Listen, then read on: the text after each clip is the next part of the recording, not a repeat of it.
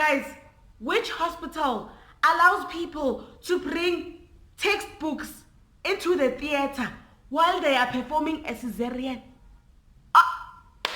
BARA Hospital. And you know what's the worst part? Is that you don't die fully when they give you that anesthesia. You die half. You die half bored. So you can see people holding textbooks while they are cutting you. Ooh, hey! Giving birth at BARA is extreme sports, and we are about to get into my story. So if you are new here, please hit the subscribe button down below. And if you are a returning subscriber, pray for your sister. Pray, pray, pray.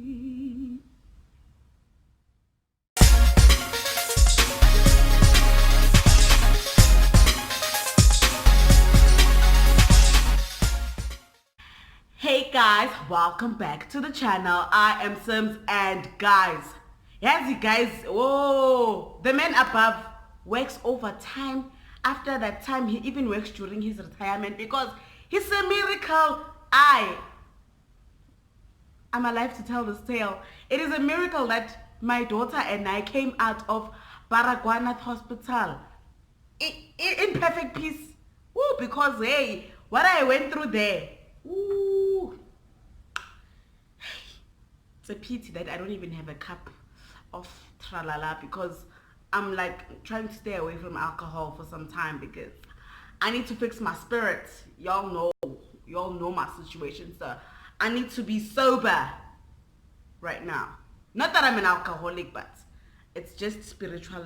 I'm trying to find terms correctly, so I'll find it. It's never gonna go away. I'm just sad at the people that work at beer companies. Is the stock intact while I'm gone? Because I used to bring all the profits. Anyway, guys, let us get into my story. Whew. Okay, 2017. I am pregnant, and I'm not just saying pregnant. I am seriously pregnant, like above and beyond pregnant. My stomach is there. Like I'm about to give birth. Okay, fine. Like me now, I don't know what's wrong with me, but apparently I do not have natural labor pains. Like I can't dilate myself. I don't know like why that is. I don't have natural labor. Like I can only dilate like up to like 2 centimeters. So when my water broke on like the 10th, I think, of February 2017. But then nothing happened. Like I wasn't getting any pains, nothing. So what did the girl do? Because she knew nothing, I stayed at home with my broken water. I was like, because it didn't break like, you know, when it didn't break like that. Mine was decent. It was like drops. So I'm like, no, let me wait for it to do like the actual then I can go to hospital, you know, because that's how they told us there by prenatal class that it must break like mucousy substance, then you're about to have a baby. So I'm waiting for that. Nothing's happening. I'm like, 1 day, 2 day, So I call my aunt and I'm like, babes, I've been having drops of water coming out, but I put a pad on to like hold this water because it looks like I peed on myself. She's like, girl, that is the what membrane. You need to go to hospital. I'm like, but I'm not in pain. Like nothing is happening. I'm just chilling. She's like, that's the water the baby stays in. So you need to go to hospital to find out what time it is. So I was like, okay, girl, I'll let you know what time it is. Let me go to hospital. At that time, I stay by my in-laws. So they stay right across BARA. So BARA is literally a walk away. You know what your girl does? I recruited my husband's niece. I'm like, escort me to this hospital. Let's take the baby bag just in case I'm giving birth. She's like, okay, let's go. Be walking. I call my husband because I'm like, babes, you need to leave work because your girl is going to hospital. My husband used to be those people that, and if I have a small pain, you're in labor. Bitch, I'm 3 months pregnant. What labor are you talking about? Crap. Let's go to hospital. That's the person that he is. He's just antsy like that. I'm like, relax, okay, relax. We walk to hospital. As we walk into hospital, I see my husband there coming. Yeah. Need for speed. Relax. I'm not in pain. People are not understanding that I am not in pain. They're not getting this part. Fine, we get to Lillian Ngoyi Clinic. Before, we're not at BARA yet. That's the clinic, the BARA clinic. Like BARA is when you are not critical but stable. That's when you go to BARA.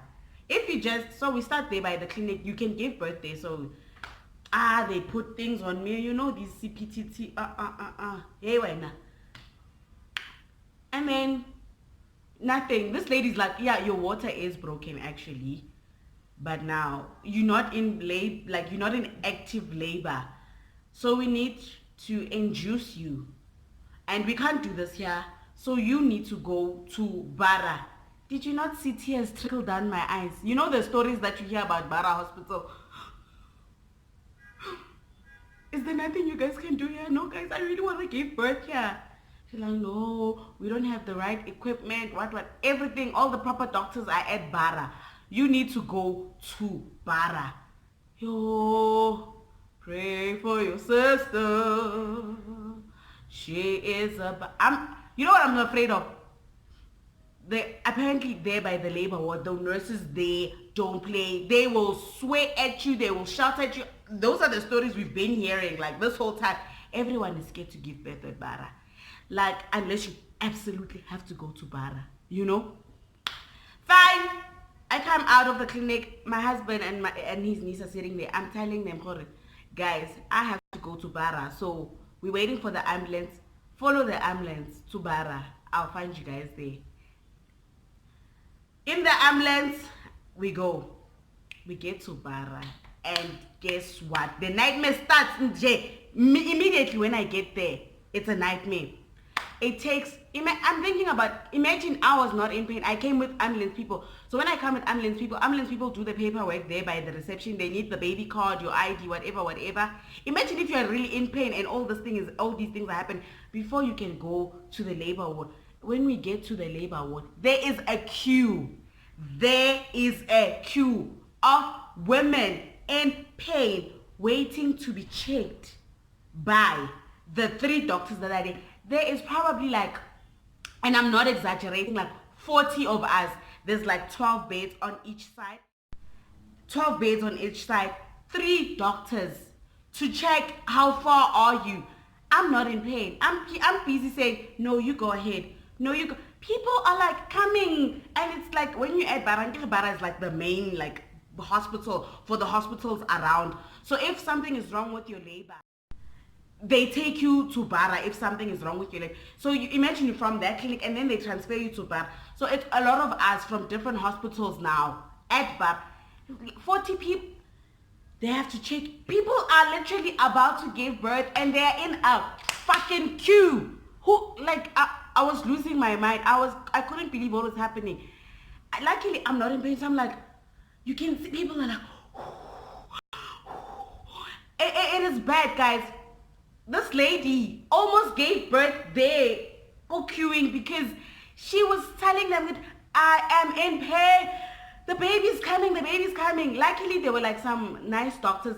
As they were carrying her out, she had to start pushing. Imagine if the baby came out on the floor. I couldn't believe it. So then it was my turn. I'm already traumatized. I haven't even been admitted yet. Fine, it's my turn. I go in there. They check me. They're like, okay, your water is broke, but you're not in active labor. They're gonna administer what to try and bring the labor pains to come. So I'm admitted to the maternity ward so that I can have the baby. Like if anything happens, if I start being in labor, at least I'm in the hospital. So fine, I'm admitted. I get taken to the ward. I don't know what happened there. Like with the girls giving birth there, it was like shit scary. I'm relieved that I don't have to sit through that. Do you know how scary it is watching people in pain and you are like in the same boat? Ooh, you don't want to know. Fine, I go to the ward. I can't, now my bag is missing in action. You have to leave your bag far. I just like need my phone, I need my charger. We get to the maternity ward, everything is fine. I get allocated a bed. Thank you, Lord. Okay, fine. Rats. All you hear, rats. Fucking rats. Okay, you know what? I cannot complain. I'm just glad that, and I'm from the Kasi, so rats are not new to me. Fine, we sleep. It's like I'm there for 2 days. That ward had nothing wrong. Like, it was really okay.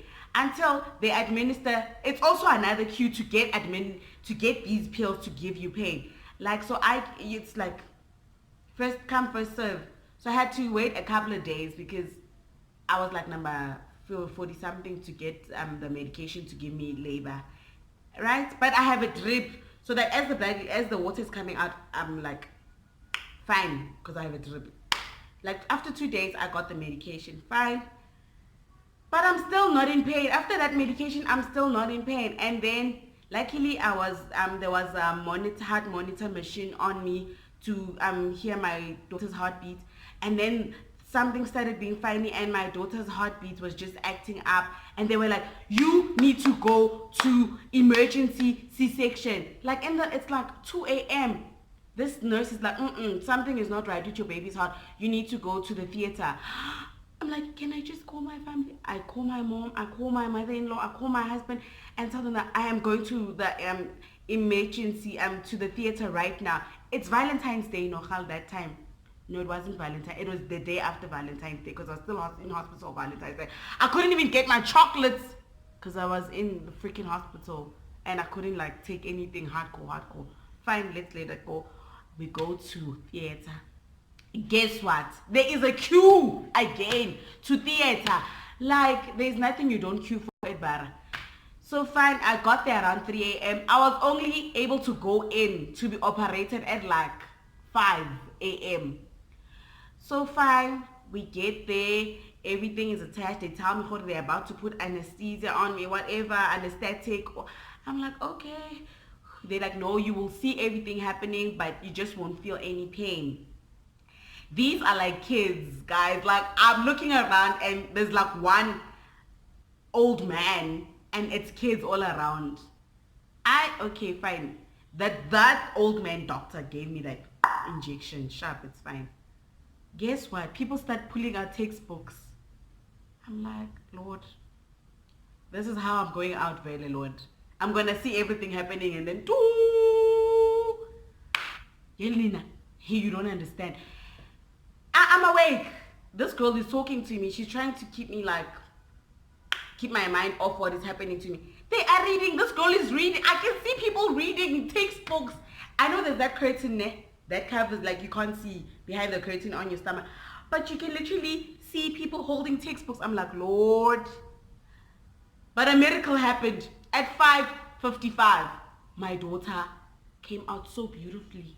She was so beautiful. My daughter didn't even cry. She was like, I'm lazy. I'm not going to cry today. Fine. Everything is beautiful. Textbooks worked, apparently. Okay, let's leave that. Now it's time to go back to the ward, right? To the baby ward. Now you have given birth. Guess what?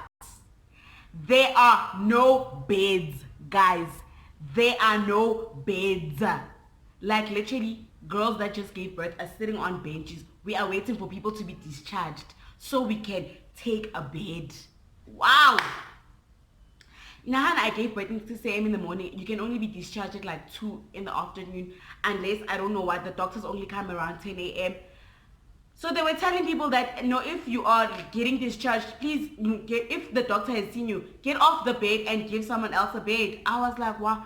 The bed that I got had blood stains on it. The sheets were bloody because the girl before just left and then they couldn't change the sheets. I had to call people that, guys, please, during visiting hours, please bring me bedding. I had to be brought bedding, a sheet. My daughter was covered in some green sheets. I don't know. I had to, like, guys, during visiting hours, please bring me bedding. We were told that painkillers are finished, so tell your visitors to bring you the strongest painkillers. Imagine you just had a C-section. They are telling us to tell our families. I'm not lying. I swear. Hand on the Bible, this is what happened to me. y'all can listen here, debate with your screenshots, they debate with whoever. This is what happened to me. Painkillers, my husband had to bring me painkillers, my mom and my aunt had to bring me painkillers, but I'm in the fucking hospital. Anyway, you know what, ne? It's government hospital, so you have to understand to some certain degree which things are not gonna be great. But that way, guys, the bed, okay, let's leave the bed. Medication. People, do you know how painful cesarean is after you are done with the anesthesia? Like when the thingy, what's that? When it wears off, you feel the pain comes in stronger, harder, and faster.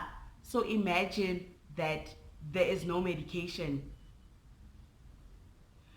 Yo guys, like yeah, so my family just, because they live across the street at least, and my mom came, like they didn't go to work that day to come see my baby, so they brought ingubo, sheets, a nightgown for me. They were, when we were it was funny guys, there was not even like spoons, we had to use our hands for spaghetti and stuff. But you know what, we were grateful, like we were grateful that we are alive, our kids are alive. Because wow, we were sharing tablets, guys. After visiting hours, we were sharing tablets because it was deep. If you don't have a visitor, what you gonna do? What you gonna do? You need to make friends. You need to get tablets. Like guys, yeah, that was extreme sports. Y'all don't understand. When I was discharged, but I stayed in the hospital the long. I was there for like 7 or 8 days. So y'all know that I went through it. That's when we're like, we are investing in medical aid. Thick and thin, we are investing in medical aid. Yay! Because wow, your girl almost kaput. Guys, I need to go. So I need to go. Thank you guys for watching. See you on the next one. My stomach is rumbling. Bye bye.